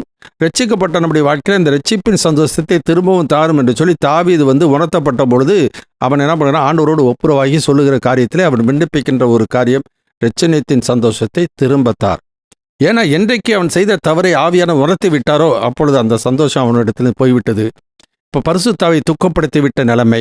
எனவே ஆண்டவர் இடத்துல நான் பழியை விரும்பினால் நான் செலுத்துவேன், தகன பழியும் உமக்கு பிரியமானதல்ல, நொறுங்குண்டதும் நறுங்குண்டதும் ஆவியை நீ புறக்கணிக்க மாட்டீர் என்று சொல்லி ஆண்டவரோடு ஒப்புரவாகிறான். அதை தான் ஜெபிக்கிறான், ரட்சணியத்தின் சந்தோஷத்தை திரும்பத்தான். அது ரட்சிப்பின் சந்தோஷம். ஆனால் இந்த கடைசி நாட்களில் வாழும் பொழுது 1 பேதுரு புஸ்தகம் 1ஆம் அதிகாரம் 7வது வசனத்தை 6லேருந்து வாசிப்போம். 1 பேதுரு 1ஆம் அதிகாரம் 6லேருந்து வாசிப்போம். இதிலே நீங்கள் மிகவும் சந்தோஷப்படுகிறீர்கள் என்றாலும் துன்பப்பட வேண்டியது அவசியமானதால் இப்பொழுது கொஞ்ச காலம் பலவிதமான சோதனைகளினாலே துக்கப்படுகிறீர்கள். அழிந்து போகிற பொன் அக்கினியினாலே சோதிக்கப்படும். அதை பார்க்கிலும் அதிக விலையேற பெற்றதாயிருக்கிற உங்கள் விசுவாசம் சோதிக்கப்பட்டு இயேசு கிறிஸ்து வெளிப்படும் போது உங்களுக்கு புகழ்ச்சியும் கனமும் மகிமையும் உண்டாக காணப்படும். அவரை நீங்கள் காணாமல் இருந்தும் அவரிடத்தில் அன்பு கூறுகிறீர்கள். இப்பொழுது அவரை தரிசியாமல் இருந்தும் அவரிடத்தில் விசுவாசம் வைத்து சொல்லி முடியாததும் மகிமையால் நிறைந்ததுமாயிருக்கிற சந்தோஷம் உள்ளவர்களாய் களி கூர்ந்து உங்கள் விசுவாசத்தின் பலனாகிய ஆத்ம ரட்சிப்பை அடைகிறீர்கள். எனவே சந்தோஷமாயிருங்கள் சொல்லுங்க. பவுல் சொல்லுகிறார் பிலிப்பியர் 4:4 சந்தோஷமாயிருங்கள். மறுபடியும் சொல்கிறேன், சந்தோஷமாயிருங்கள். இந்த சந்தோஷம் எதுல? சொல்லி முடியாதது, அதாவது அதை வர்ணிக்க முடியாது, ஆனால் அனுபவிக்க முடியும். பரிசுத்தாவின் சந்தோஷம் இயற்கைக்கு அப்பாற்பட்டது. இன்னைக்கு உலக பிரகாரமான சந்தோஷம், உலக பிரகாரமாக தான் சமானத்தை அனுபவிக்கணும்னு பார்க்குறாங்க. இயேசு சொல்லுகிறார், சமானத்தை நான் உங்களை வைத்து போகிறேன், என்னுடைய சமானத்தை உங்களுக்கு கொடுக்கிறேன், உலகம் கொடுக்கிற பிரகாரமாக நான் கொடுக்கிறது இல்லை, உங்கள் இருதயம் கலங்காமலும் பயப்படாமலும் இருப்பதாக என்று சொல்லுகிறார். எனவே நம்முடைய விசுவாசம் சோதிக்கப்படுமா? எப்படி பொண்ணு வெள்ளி ஆண்டவர் படமிடுகிறாரோ அதே விதமாக லேவின் புத்திரரை உட்கார்ந்து ஆண்டவர் படமிடுவார். இந்த கடைசி நாட்களில் விசுவாசம் உள்ளவர்களாக இருந்தால் பரிசுத்தாவினுடைய சந்தோஷத்தினாலும் தேவனுடைய சமாதானத்தினாலும் இருதயம் நிரம்பி இருக்க வேண்டியது அவசியம். அதற்கு ஒரே வழி கொலோசியர் 3:15 வாசிக்கிறபடியே அங்கே கிருபையினாலே இருதயம் சிறப்படுகிறது நல்லது. கிருபையினால் இருதயம் சிறப்படுகிறது என்றால் கிருபை எப்படி பெற்ற முடியும்? விரும்புகிறனாலும் அல்ல, ஓடுகிறனாலும் அல்ல, இறங்குகிற தேவனாலே ஆகும். அப்போ தேவன் யார் மேலே இரக்கம் பாராட்டுகிறாரோ, யார் மேல் கிருபை கூறுகிறார்களோ அவ்வளோதான் அந்த கிருபையினால இருதயம் சிறப்படும். இருதயம் சிறப்பட்டால் அந்த சந்தோஷம், அந்த சமாதானம் இருக்கும். அந்த சந்தோஷம், அந்த சமாதானம் இருக்குமானால் ஆண்டவருக்கு முன்னுதாரணமான வாழ்க்கை இருக்கும். விசுவாசத்திலே உறுதியாக இருக்கிற மாத்திரமல்ல, அன்பிலே வேரூன்றி நிலை பெற்று இருப்பார்கள். இந்த உலகத்தில் ஆண்டவருக்கு சாட்சியாக வாழ முடியும், ஆண்டோட வருகைக்கு ஆயத்தமாக இருக்க முடியும். எனவே நம்முடைய வாழ்க்கை, நம்முடைய ரெஸ்பான்ஸை தான் வாசிக்க, பிலீவர்ஸ் ரெசல்யூஷன், நம்முடைய பதிர் செயல் எப்படி இருக்கிறது? உதாரணமாக வாசிக்கலாம். மத்தேயு 5ஆம் அதிகாரம் 43லேருந்து 48 வசனம் வரைக்கும் நாம் எப்படி நடந்து கொள்ளணும், நம்முடைய பதிர் செயல் எப்படி இருக்க வேண்டும் என்று சொல்கிறதை பார்க்கிறோம். Matthew chapter 5 verse 43 to 48. உனக்கடுத்தவனை சிநேகித்து உன் சத்துருவை பகைப்பாயாக என்று சொல்லப்பட்டதை கேள்விப்பட்டிருக்கிறீர்கள். நான் உங்களுக்கு சொல்லுகிறேன், உங்கள் சத்துருக்களை சிநேகியுங்கள், உங்களை சபிக்கிறவர்களை ஆசீர்வதியுங்கள், உங்களை பகைக்கிறவர்களுக்கு நன்மை செய்யுங்கள், உங்களை நிந்திக்கிறவர்களுக்காகவும் உங்களை துன்பப்படுத்துகிறவர்களுக்காகவும் ஜெபம் பண்ணுங்கள். இப்படி செய்வதினால் நீங்கள் பரலோகத்தில் இருக்கிற உங்கள் பிதாவுக்கு புத்திரராய் இருப்பீர்கள். அவர் தீயோர் மேலும் நல்லோர் மேலும் தமது சூரியனை உதிக்க பண்ணி நீதியுள்ளவர்கள் மேலும் அநீதி உள்ளவர்கள் மேலும் மழையை பெய்ய பண்ணுகிறார். உங்களை சிநேகிக்கிறவர்களையே நீங்கள் சிநேகிப்பீர்களானால் உங்களுக்கு பலன் என்ன? ஆயக்காரரும் அப்படி செய்கிறார்கள் அல்லவா? உங்கள் சகோதரரை மாத்திரம் வாழ்த்துவீர்களானால் நீங்கள் விசேஷித்து செய்கிறது என்ன? ஆயக்காரரும் அப்படி செய்கிறார்கள் அல்லவா? ஆகையால் பரலோகத்தில் இருக்கிற உங்கள் பிதா பூரண சற்குணராயிருக்கிறது போல நீங்களும் பூரண சற்குணராய் இருக்க கடவீர்கள். எனவே அவர் ரெஸ்பான்ஸ் அண்ட் அவர் ரெஸ்பான்சிபிலிட்டி, நம்முடைய பதில் செயலும் நம்முடைய பொறுப்பை குறித்து நான் வாசிக்கும் பொழுது நம்முடைய தகப்பன், நம்முடைய பிதா எப்படி இருக்கிறாரோ அதே அன்பும் அதே பண்பும் அதே ஆவியுடையவர்களாகிய நாம் இன்றைக்கு புதிய சிறுசியாக நாம் வாழ வேண்டியது அவசியம். உங்கள் உள்ளத்திலே புதிதான ஆவி உள்ளவர்களாகி மெய்யான நீதியிலும் பரிசுத்தத்திலும் தேவனுடைய சாயலாக சிருஷ்டிக்கப்பட்ட புதிய மனிதனை தரித்துக் கொள்ளுங்கள் என்று சொல்லுகிறார். எனவே பாடுகள் உபத்திரங்கள் மத்தியிலே இந்த சபையாரை குறித்து வாசிக்கிற 1 தெசலோனிக்க புத்தகத்தில் வாசிக்கும் போது 2:13 அப்படி வாசிக்கிறது. 1 தெசலோனிக்க 2:13 வாசிப்போம். ஆகையால் நீங்கள் தேவ வசனத்தை எங்களாலே கேள்விப்பட்டு ஏற்றுக்கொண்ட போது அதை மனுஷர் வசனமாக ஏற்றுக்கொள்ளாமல் தேவ வசனமாகவே ஏற்றுக்கொண்டதினாலே நாங்கள் இடைவிடாமல் தேவனுக்கு ஸ்தோத்திரம் செலுத்துகிறோம். அப்ப அவங்க வசனத்தை கேட்கும்போது எப்படி கேட்காங்க? தேவ வசனமாகவே. ஏன்னா எபிரேயர் 4:2 வாசிக்கிறோம், சுவிசேஷம் அவர்களுக்கு அறிவிக்கப்பட்டது போல நமக்கும் அறிவிக்கப்பட்டது. கேட்டவர்கள் விசுவாசம் இல்லாமல் கேட்டபடியினாலே அவர்கள் கேட்ட வசனம் அவர்களுக்கு பிரயோஜனம் இல்லாமல் போயிற்று. ஆனால் இந்த சபையார் அப்படி இல்லை. தெசலோனிக்க சபையார் 1 தெசலோனிக்க 1 6 வசனத்தில் எந்த சூழ்நிலையிலே அவர்கள் அதை ஏற்றுக்கொண்டார்கள். 1 தெசலோனிக்க 1:6 இப்படி வாசிக்கிறோம். நீங்கள் மிகுந்த உபத்திரவத்திலே பரிசுத்தாவின் சந்தோஷத்தோட திருவசனத்தை ஏற்றுக்கொண்டு எங்களையும் கர்த்தரையும் பின்பற்றுகிறவர்களாகி இவ்விதமாய் மக்கதோனியாவிலும் அகாயாவிலும் உள்ள விசுவாசிகள் யாவருக்கும் மாதிரிகளானீர்கள். 3 7-10 வசனம் வரைக்கும் வாசிக்கலாம். 1 தெசலோனிக்க 3:7-10 வரைக்கும். சகோதரரே, எங்களுக்கு நேரிட்ட எல்லா இக்கட்டிலும் உபத்திரவத்திலும் உங்கள் விசுவாசத்தினாலே உங்களை குறித்து ஆறுதல் அடைந்தோம். நீங்கள் கர்த்தருக்குள் நிலைத்திருந்தால் நாங்கள் பிழைத்திருப்போம். மேலும் நம்முடைய தேவனுக்கு முன்பாக நாங்கள் உங்களை குறித்து அடைந்திருக்கிற மிகுந்த சந்தோஷத்திற்காக நாங்கள் தேவனுக்கு எவ்விதமாய் ஸ்தோத்திரம் செலுத்துவோம். உங்கள் முகத்தைக் கண்டு உங்கள் விசுவாசத்தின் குறைவுகளை நிறைவாக்கும் பொருட்டு இரவும் பகலும் மிகவும் வேண்டிக் கொள்கிறோமே. நம்முடைய பிதாவாகிய தேவனும் நம்முடைய கர்த்தராகிய இயேசு கிறிஸ்துவும் உங்களிடத்திற்கு எங்களை நேராக வழிநடத்துவாராக. கர்த்தருக்கு மகிமை உண்டாகட்டும். எனவே நம்முடைய ரெஸ்பான்ஸ், நம்முடைய பொறுப்பு இந்த உலகத்தில் வாழ்கிற வரைக்கும் அந்த ஊழியர்கள் நமக்கு கற்றுக் கொடுத்த சத்தியங்களை நாம் கேட்டு அதன்படி நாம் வாழும் பொழுது அந்த ஊழியர்களுக்கு அது சந்தோஷம் மகிழ்ச்சியுமா இருக்கும்.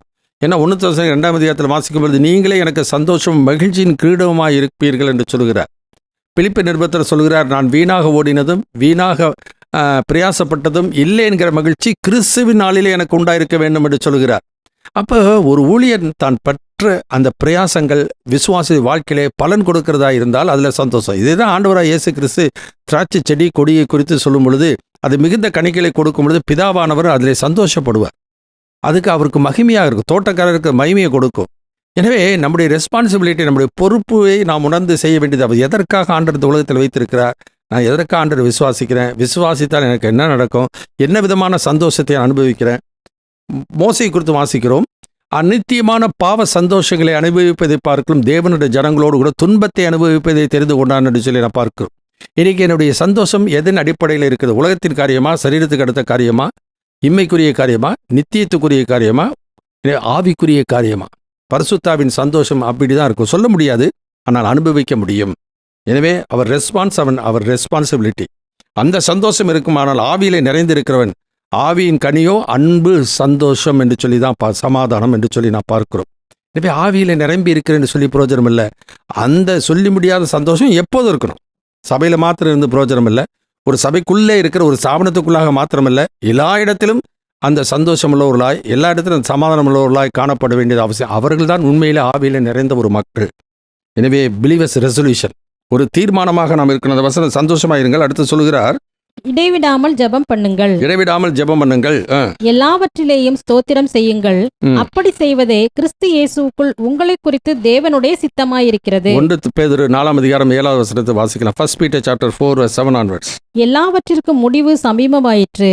ஆகையால் தெளிந்த புத்தியுள்ளவர்களாயிருந்து ஜெபம் பண்ணுவதற்கு ஜாக்கிரதையுள்ளவர்களாய் இருங்கள். லூக்கா எழுதின சுவிசேஷம் 21:34 வாசிக்கலாம். லூக் சாப்டர் 21:34 உங்கள் இருதயங்கள் பெருந்திண்டியினாலும் வெறியினாலும் லௌகீக கவலைகளினாலும் பாரமடையாத படிக்கும் நீங்கள் நினையாத நேரத்தில் அந்த நாள் உங்கள் மேல் வராத படிக்கும் எச்சரிக்கையாயிருங்கள். பூமியில் எங்கும் குடியிருக்கிற அனைவர் மேலும் அது ஒரு கண்ணியைப் போல வரும். ஆகையால் இனி சம்பவிக்கப் போகிற இவைகளுக்கெல்லாம் நீங்கள் தப்பி மனுஷகுமாரனுக்கு முன்பாக நிற்க பாத்திரவான்களாக எண்ணப்படுவதற்கு எப்பொழுதும் ஜெபம் பண்ணி விழித்திருங்கள். எப்பொழுதும் ஜெபம் பண்ணி விழித்திருங்கள். இதை ஜெபத்தை குறித்து நிறைய வேதத்தில் ஆண்டவராக இயேசு கிறிஸ்து கூறுகிறதை பார்க்கிறோம். இந்த நாட்களில் அநேக ஜெப கூட்டங்கள் வைக்கிறாங்க. சந்தோஷமான ஒரு நல்ல காரியம்தான். ஆனால் நம்முடைய சத்தியத்தின் அடிப்படையில் இருக்கணும், வெறும் பக்தியின் அடிப்படையில் இருந்து புரோஜனப்படலை. இந்த பரிசேனை குறித்து வாசிக்கிறோம். ஆயக்காரன் பரிசேனை குறித்து அவன் சொல்கிறான், வாரத்தில் 2 தரம் உபவாசம் பண்ணுறேன், காணிக்கலாம் தசம பாகம் கொடுக்குறேன்னு சொல்லி மற்றவர்களோடு ஒப்பிட்டு தன்னுடைய சுயநீதியை நிலைநிறுத்துகிறான். ஆனால் ஆண்டோட இரக்கம் அவனுக்கு கிடைக்கல. இது ஏசியா 1ஆம் அதிகாரத்தை வாசிக்கிற, நீங்கள் மிகுதியாய் ஜெபம் பண்ணினாலும் நான் உங்கள் கேளேன், உங்கள் கைகள் இரத்தத்தினாலே நிறைந்திருக்கிறது. நாம் கொலை செய்யலை, ஆனால் பகைத்தாலே கொலைக்கு சமானமாயிருச்சு. அப்போ மற்றவரிடத்தில் அன்பு கூறுகிறோமா, மற்றவர்களை பகைக்கிறோமா என்பதை நாம் சீர்தூக்கி பார்த்து கொள்ள வேண்டியது அவசியம். இன்னைக்கு இந்த விதமான ஒரு நிலை நம்மளிடத்தில் காணப்படுமானால் நம்முடைய பொறுப்பை நாம் தவற விடுகிறோம். நம்முடைய பொறுப்பு ஆண்டவர் எதற்காக இந்த உலகத்தில் வைத்திருக்கிறார் என்கிற அந்த நோக்கம் நம்முடைய வாழ்க்கையில் நிறைவேறாமல் போய்விடும். எனவே பிலீவர்ஸ் ரெசல்யூஷன், தீர்மானம் அப்படி இருக்கணுமா? தீர்க்க தரிசனம் அற்பமா என்னாதிருங்கள், ஆண்டவர் கொடுக்கிற வார்த்தைகள். ஏன்னா திருவசனத்தை ஏற்றுக்கொண்டா அந்த திருவசனத்தை தான் ஆண்டவர் நான் எதை விசுவாசிக்கிறேன் என்பதை ஆண்டவர் நன்றாக அறிந்திருக்கிறார். சத்தியத்தை விசுவாசிக்கிறோமா? சத்தியத்தை விசுவாசித்து மாத்திரம் ஏற்றுக்கொண்டால் சத்தியத்தை அறிவில் சத்தியம் உங்களை விடுதலையாக்கும். ஒரு பொய்யான ஒரு தீர்க்க தரிசனம், பொய்யான வாக்குத்தத்தங்களை உலகத்தில் கொடுப்பார்களானால் அது ஆண்டவருக்கு தெரியும், அது தவறான ஒரு உபதேசம், தவறான ஒரு வாக்குத்தத்தம். எனவே அதை விசுவாசித்தாலும் ஆண்டவருடைய அனுக்கிரகம் கிடைக்காது. வசனம் ஆண்டவருடைய வசனம் தான். என்ன நோக்கத்தோடு கூட நாம் ஏற்றுக்கொள்கிறோம் என்பதை ஆண்டவர் கவனித்திருக்க. மனிதன் முகத்தை பார்ப்பார், கர்த்தரோ இருதயத்தை பார்க்கிறார். எனவே நாம் நம்முடைய வாழ்க்கை, நம்முடைய பொறுப்பு என்னவென்றால் இயேசுனுடைய அடிச்சுவடுகளை பின்பற்றி நான் வரணும். இயேசுவுக்கு முன்மாதிரியாக இருக்க வேண்டியது அவசியம். தீர்மானமாக இருக்கணும்.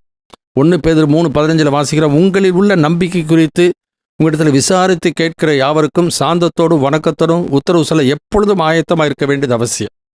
கடைசி நாட்களிலே தீமை செய்து பாட அனுபவிப்பது தேவனுக்கு சித்தமானால் நன்மை செய்து பாட அனுபவிக்க வேண்டுமா, அதுதான் தேவனுக்கு சித்தம். எனவே இந்த ஒரு தீர்மானம் எப்போது இருக்கணும்.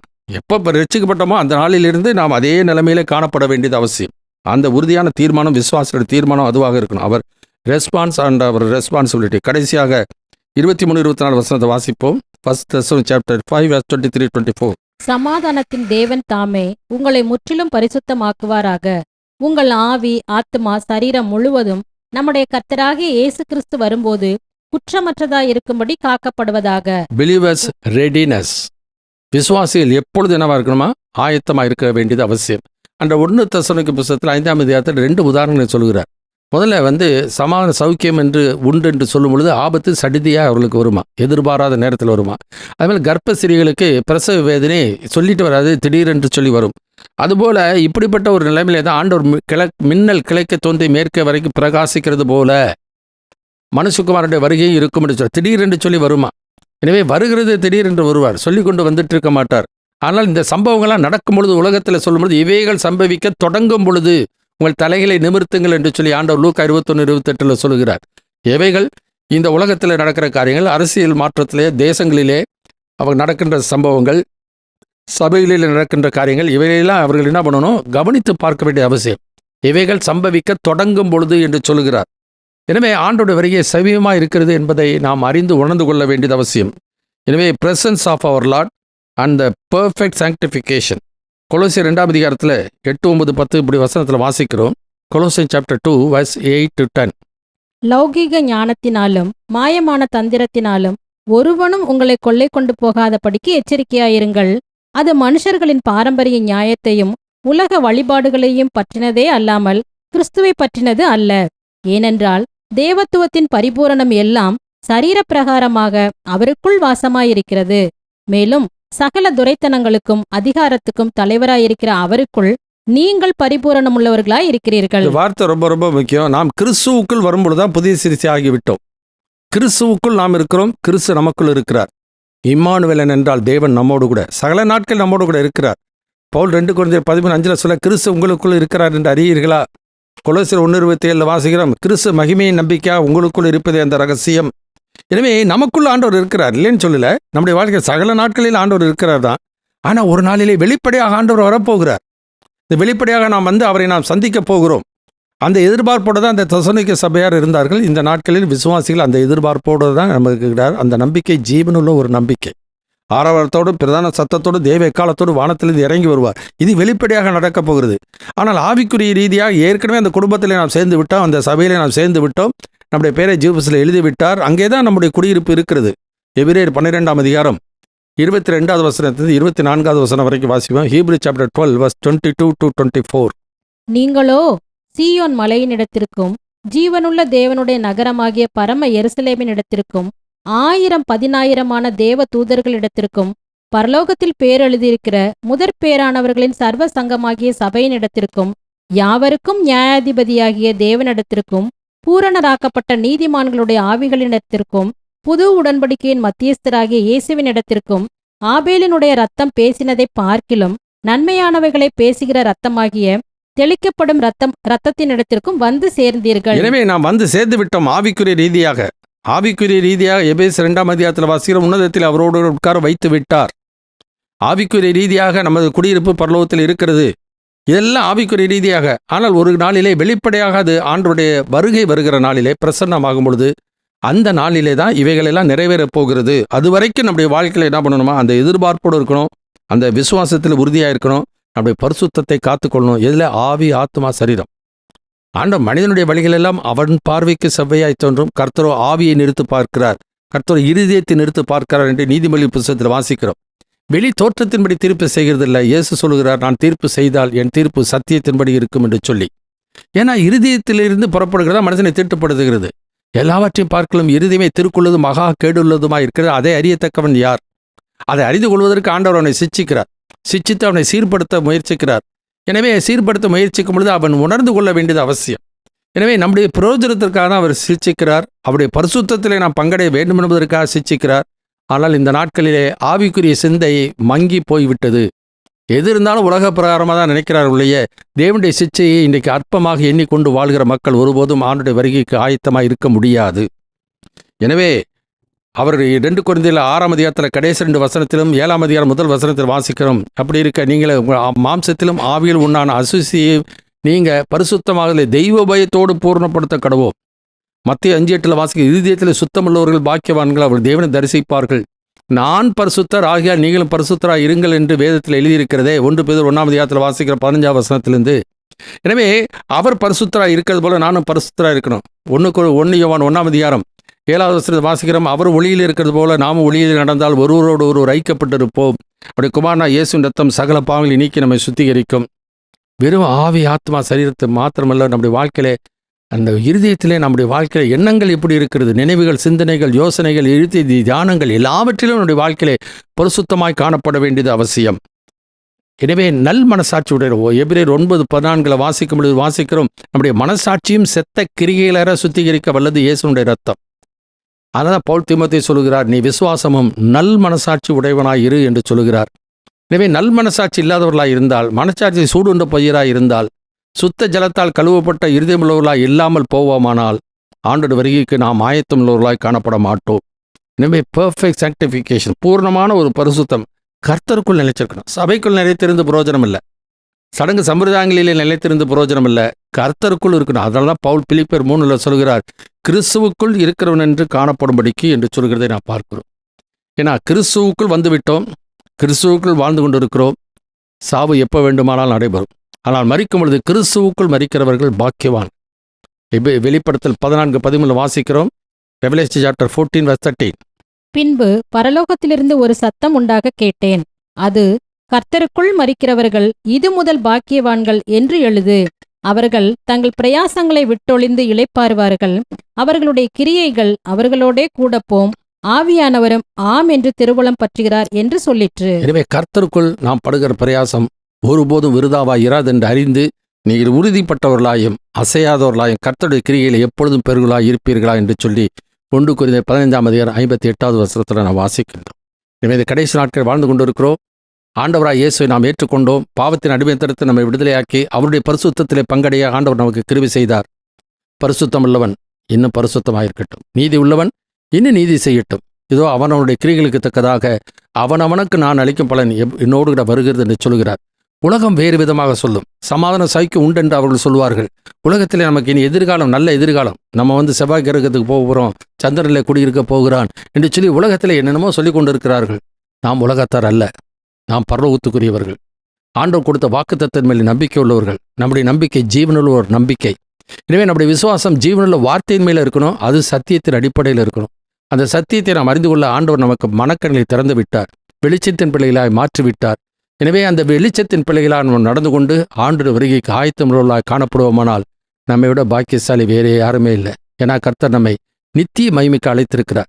எனவே நித்திய மகிமைக்கு அழைத்தவராக இருக்கிற சகல கிருபையும் பொருந்திய தேவன் தாமே கொஞ்ச கால பாட அனுபவிக்கிறவங்களை சீர்படுத்தி, சிறப்படுத்தி, பலப்படுத்தி நிலைநிறுத்துவாராக. கண்களை மூடுவோம், நாம் ஜெபிக்கலாம். எங்கள் அன்பின் பரம தகப்பனே, முத்துதிக்கிறோம் அப்பா, நாள் சோத்திருக்கிறோம். இன்றைக்கு நாள் தியானித்த வேத பகுதிகளுக்காக நன்றி செலுத்தி சோத்திருக்கிறோம். இதற்கு நம்மை ஆயத்தப்படுத்துகிற தேவனே, ஆவி என்னும் அச்சாரத்தை நமக்கு தந்தவரும் அவரே.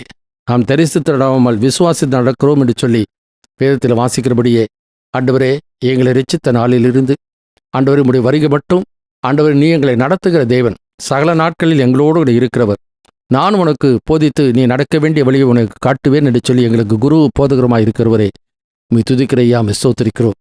இவ்வளவு இப்படிதான் ரட்சிப்பை இலவசமாக பெற்ற நாங்கள் அலட்சியமாக இருந்து விடாமல் ஆண்டவர் அசைவில்லாத ராஜ்யத்தை பெறலாகிய நாங்கள் பயத்தோடு பக்தியோடு கர்த்தருக்கு பிரியமான ஆராதனை செய்யும்படிக்கு, ஊழியம் செய்யும்படிக்கு, பணிவிடை செய்யும்படிக்கு, வாழும்படிக்கு ஆண்டவரை தொடர்ந்து எங்களுக்கு உதவி செய்யுங்க. விட்டு விலகாத இதயத்தை தாங்க. இயேசுவின் நாமத்தில் தாழ்மையோடு வேண்டி கேட்டுக்கொள்கிறோம் பரமபிதாவே, ஆமென்.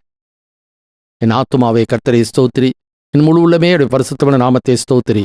என் ஆத்துமாவே கர்த்தரை ஸ்தோத்திரி, அவர் செய்த சகல உபகாரங்களை மறவாதே, ஆமென்.